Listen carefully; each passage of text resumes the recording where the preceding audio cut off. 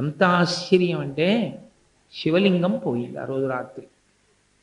శివలింగం ఒకటే కాదు, రత్నగర్భ గణపతి అని శృంగేరి పీఠంలో ప్రాణ సమానం. ఆ వినాయకుడిని చంద్రమౌళీశ్వర లింగం, ఎప్పుడో శంకరాచార్యుల వారి కాలం నుంచి వస్తున్న శివలింగం, ఈ రెండింటినీ కూడా దొంగలు ఎత్తుకుపోయారు.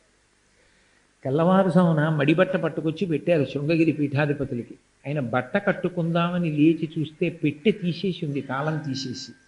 ఏమిటని చూశారు, బంగారు రుద్రాక్షల దగ్గర నుంచి చంద్రమౌళీశ్వరలింగము వినాయకుడు కూడా అపహరింపబడ్డాడు. మిగిలిన వాళ్ళు ఎవరికీ పీఠాధిపతితో మాట్లాడగలిగిన ధైర్యం లేదు. ఆయన ఆ శివలింగం పోయింది అని చెప్పిన రోజున ఎవరితో మాట్లాడకుండా పద్మాసనం వేసుకుని కూర్చున్నారు. కూర్చుని నరసింహ మంత్రోపాసన మొదలుపెట్టారు. శృంగగిరి పీఠాధిపతులు నరసింహ మంత్రం తప్పకుండా చేస్తారు. నరసింహ మంత్రోపాసన చేస్తూ అలాగే ఉండిపోయారు ఆయన.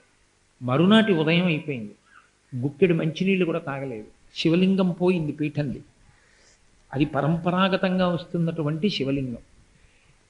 మరునాటి మధ్యాహ్నానికి ఒక వైష్ణవ స్వామి ఒక ఆయన వచ్చారు. ఆయన పోలీస్ ఇన్స్పెక్టర్.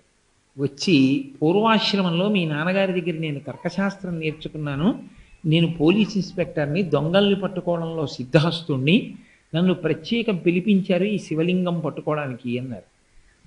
అప్పుడు మాట్లాడారు సచ్చిదానంద శివాభినవ నరసింహ భారతీ స్వామి వారు అన్నారు, మేము నరసింహ మంత్రాన్ని ఉపాసన చేస్తున్నాం నిన్న పొద్దుటి నుంచి కూడా, ఆయన అనుగ్రహంతో మళ్ళీ దొరకాలి శివలింగం అని. మీరు వైష్ణవులు, మీరు వచ్చారు, మేము మీలో నరసింహస్వామిని చూస్తున్నాం, నరసింహుడే మిమ్మల్ని పంపాడు అనుకుంటున్నాను, కాబట్టి మీకు దొరుకుతుంది శివలింగం, మీరు మళ్ళీ మాకు తెచ్చి ఇవ్వండి అన్నారు. అంతే, ఇక మళ్ళీ మాట్లాడలేదు. 3 రోజులు దాటిపోయింది, దొరకలేదు శివలింగం. ఇలా కూర్చున్న స్వామివారు అలాగే కూర్చున్నారు, పచ్చి గంగ ముట్టుకోలేదు. నరసింహ మంత్రోపాసన చేస్తూనే ఉన్నారు ఆయన అలాగా. 3 రోజులు అయిపోయింది. అయిపోయిన తర్వాత కబురు వచ్చింది. ఒక వ్యక్తి పొలం దున్నుతుంటే ఓ చిన్న పెట్టులో పెట్టి శివలింగాన్ని వినాయకుడిని ఆ పొలం మట్టిలో పాతి పెట్టేసి దానికి ఉన్న బంగారు తుడుగు కూడా తీసుకుని ఎత్తుకుపోయాడు అని. ఆ పోలీస్ ఇన్స్పెక్టర్ గారు పీఠం వారికి కబురు చేస్తే గబగబా పల్లకి పట్టుకుని వెళ్ళారు. పీఠం శివలింగమే, చంద్రమౌళీశ్వరలింగం, రత్నగర్భ గణపతి, ఇద్దరిని పల్లకీలో తీసుకొచ్చారు. చిత్రం ఏమిటంటే మండుటండ, బళ్ళారిలో జరిగింది ఈ విషయం. ఆ శివలింగాన్ని ఇలా పల్లకీలో పెట్టగానే వర్షం మొదలైంది. తీసుకొచ్చి పీఠాధిపతుల దగ్గర పెట్టేటప్పటికీ వర్షం ఆగిపోయింది. ఆ శివలింగాన్ని ఇలా చూస్తూనే పీఠాధిపతులు తాను కూర్చున్న ఆసనం మించి కింద పడిపోయారు. కింద పడిపోయి స్పృహ తప్పిపోయినంత పనై లేచి ఆ వచ్చినటువంటి పోలీస్ ఇన్స్పెక్టర్ గారిని, నరసింహస్వామి మిమ్మల్ని ఆవాహన పొంది ఇది దొరికేటట్టు చేశాడు అని కౌగిలించుకుని పీఠాధిపతుల నియమానికి విరుద్ధంగా ఆయన తల మీద చెయ్యి పెట్టి తడివి కౌగిలించుకుని సత్కరించి పంపారు. ఆ రోజు రాత్రి పీఠం మించి కింద పడిపోయిన వ్యక్తి మళ్ళీ పీఠం మీద కూర్చుని మరునాటి ఉదయం వరకు కూడా శివలింగాన్ని అర్చన చేస్తూనే ఉన్నారు. అంటే అప్పటికి 4 పగళ్ళు 3 రాత్రులు ఆయన ఇలా కూర్చున్న వ్యక్తి ఇలాగే ఉన్నారు, గుక్కెడు నీళ్లు కూడా తాగకుండా మంత్రోపాసన చేస్తూ. మంత్రాలకి చింతకాయలు రాలుతాయా అంటే చేస్తే తెలుస్తుంది, చెయ్యని వాడికి ఏం తెలుస్తుంది, శ్రద్ధ లేని వాడికి. అంత పట్టుదలతో ఆయన నరసింహ మంత్రోపాసన చేసి ఈశ్వరుడు దీన్ని అడ్డుపెట్టి అహర్నిశలు నా చేత నరసింహ మంత్రోపాసన చేయించాడు. నారసింహమంత్రం చేస్తుండగా నా దగ్గరకు యమధర్మరాజు రాలేడు కనుక నాకు మారకం తప్పించాడు. చచ్చిపోయిన కన్నా ఎక్కువ బాధ పొందేటట్టుగా శివలింగాన్ని దూరం చేశాడు. మళ్ళీ ఆ నరసింహస్వామి శివలింగాన్ని నాకు ఇప్పించి నాకు మారకం రాకుండా నా గండకాలాన్ని తప్పించి నన్ను బ్రతికించాడు అని ప్రకటించారు ఆయన. కాబట్టి రాత్రింబవళ్ళు 4 రోజులు అలా కూర్చోగలిగారు మంత్రోపాసన చేస్తూ, మౌనంగా మాట్లాడకుండా, అంత నమ్మకంతో. మంత్రం వలన మళ్ళీ తిరిగి శివలింగం లభిస్తుంది, ఇది నా మారకం పోగొట్టడం కోసమే నన్ను మంత్రం చేస్తూ ఉండేటట్టుగా చేయడానికి ఈ సంఘటన జరిగింది అని నమ్మకంతో అలా కూర్చున్నారు. అన్యులకి సాధ్యమా? అలా అందరూ కూర్చోగలరా? అలా ఒక్క గుక్కెడు నీళ్లు పుచ్చుకోకుండా కూర్చోవడం సంభవం అవుతుందా? అవదు. కాబట్టి అధికారమునందు భేదము అన్న మాట లోకంలో ఎప్పుడూ ఉంటుంది. ఒకరు చేసినట్లుగా ఇంకొకరు ఉపాసన చెయ్యలేరు.